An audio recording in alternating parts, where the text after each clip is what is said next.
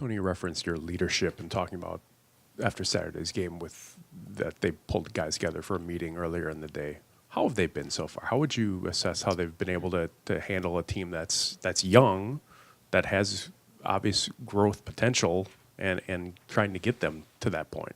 Yeah, I think they've been great. Friday's loss was extremely tough from the standpoint. We played a pretty solid game, and it was emotional. We had a minute and a 20 stretch there where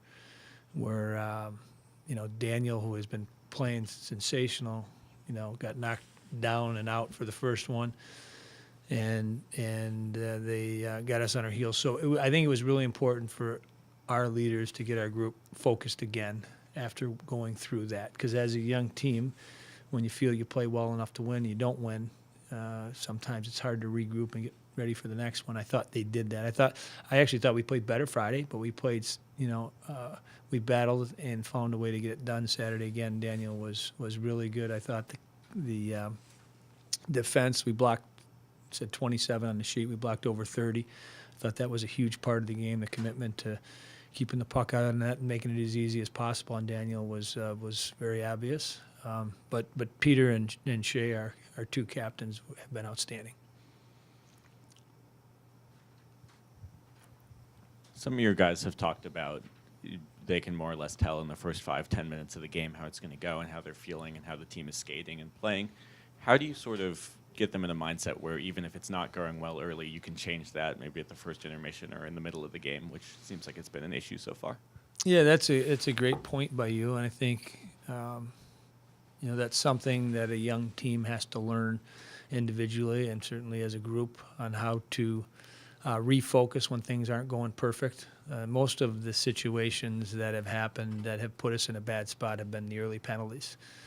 You talk about the game that Baker got kicked out of in the first period of the Michigan Tech game, where you have to overplay your penalty killers and then your power play guys sit on the bench for that major penalty.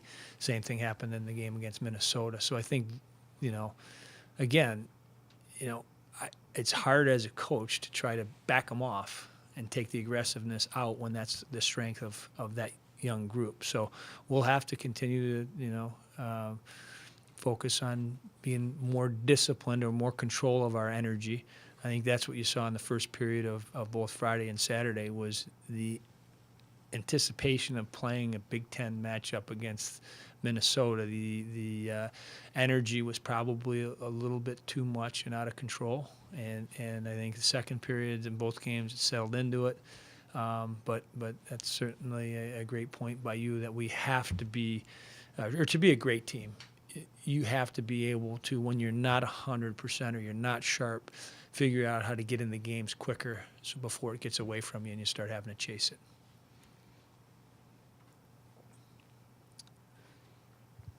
Could you describe the play that Jack Korniak made to seal that win on Saturday? And have you been seeing him do things of that nature in the first 10 games or so? I saw the Twitter that I really enjoyed watching from his West Salem High School team that was up in the stands. It shows that, late in the game when you pull a goal, you put the guys on the ice that are reliable that will make the right plays defensively. Obviously, he made a very good play in his own end to create that chance. He has created a lot of offensive opportunities for himself and our team, and I think it was fitting that he was able to finally get a goal and was a big part of that win. So he's been what we thought. He's got great speed, great energy. I think he's learning the pace of college hockey now. He's coming straight from West Salem High School last year, which without a transition year into the USHL or any other junior league is pretty impressive. And it was a big play at a key moment. They had all their big boys on the ice, and here he is as a freshman making the defensive play that sealed the game for us. With everything else that went on Saturday, I forgot to ask about this, but 30 seconds in, if you're not able to challenge that play, you're down a goal and things are going strange for your team. What happened there, and from what your communication was with the referees and how that all played out? Sure, it was a shot block, I believe, by Emerson. It went off his skate, went off of the netting, Nobody knew where it went. Obviously, the referees didn't know where it went. Came down in our crease and bumped off Mersch's skate and went in our net. And fortunately, we had a replay. Fortunately, we had a challenge to be able to challenge it. None of the refs, saw it. Obviously, our bench might have had a better angle. We all saw it from our bench. The players on the ice saw it, but the refs somehow were blocked out, weren't able to see it. So that was a big play. I mean, I think Minnesota knew it went off the net too. It just bounced in our net, and they signaled goal, and it was kind of a weird play, but it happened. There was another play in that same period that went off the netting that the refs didn't see. Play continued that we would have had a challenge again had Minnesota scored, and it was on that power play, that end of that 5-minute power play. They ended up getting 2 or 3 good chances after that, and those go in the net, and we were challenging that for sure.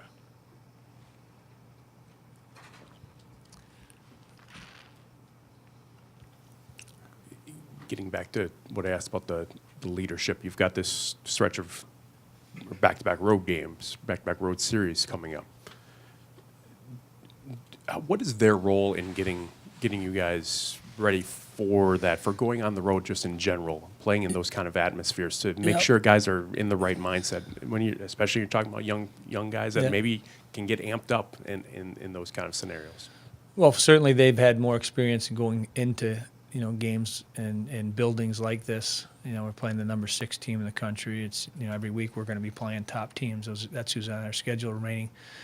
So that is their job. I think it's the days leading up to the game that get you ready for the game. You don't start the game at 7:00 on Friday night. It starts, it started after Saturday and how you took care of yourself after the game, what you did yesterday to recover, and what you do in practice to get ready for Friday. And that's where I think our leadership is outstanding. Peter's a pro. Shea's been through it enough, and the young guys can see how they prepare for it and learn from those guys. So I think that's the big key. It's not walking into a new building and saying, okay, the game's going to start. Now the game started way before the face-off drops. What stands out when you look at Ohio State this year?